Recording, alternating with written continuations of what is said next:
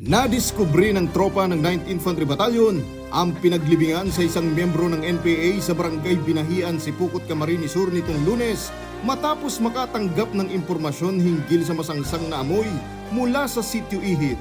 Ayon sa mga residente, may ilang nakakita sa aktwal na paglibing matapos ang engkwentrong naganap noong Setyembre 15 sa barangay Manlubang kung saan nakasagupa ng 9IB ang Platoon 3 SRC-5 BRPC. Agad nakipag-ugnayan ng Sandigan Batalyon sa Philippine National Police at SOCO na nagsagawa ng paghuhukay at beripikasyon. Kinilala ang bangkay bilang si Vilma Ulitikit alias Angel, miyembro ng nasabing grupo.